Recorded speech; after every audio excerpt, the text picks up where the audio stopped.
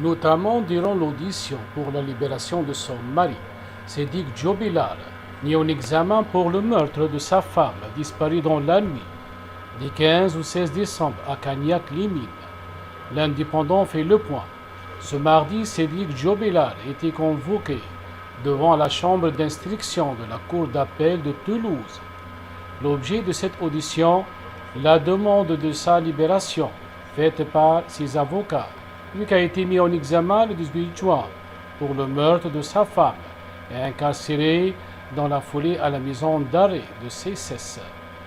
Depuis, de nouveaux éléments ont émergé, notamment lors d'une audition mardi dernier, avant laquelle ses avocats promotaient une arme de destruction massive pour l'accusation et pour cause la défense avancée, un argument méconnu. Jusque-là, en effet, un homme aurait avoué le meurtre de Delphine Djobilar, interrogé à 2 reprises par les enquêteurs. Cet homme n'aurait fait l'objet d'aucune poursuite. Des traces de sang et de sperme.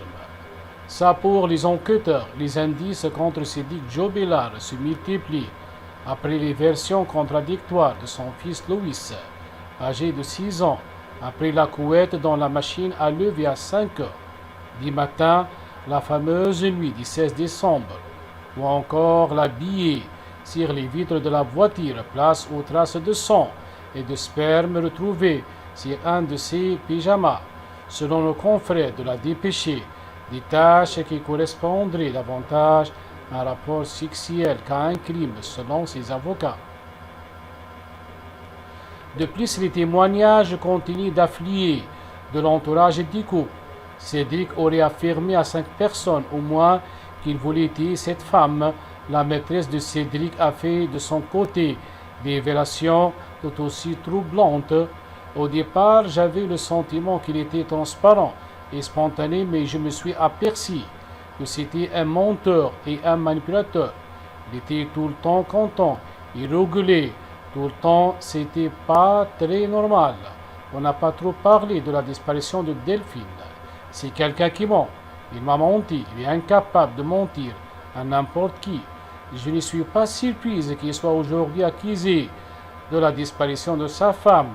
Quand je vois comment il parlait de Delphine, je ne serais pas étonné qu'il soit coupable. Je ne dis pas qu'il l'est. Il y a là la présomption d'innocence, mais il est comme ça. Sédic il mentait beaucoup. La demande de libération de Sédic Djobilar n'a pas abouti. Pour l'heure, il est toujours incarcéré à la maison d'arrêt de CSS, lui qui continue d'affirmer que sa femme est toujours en vie et qu'elle se trouve en Espagne.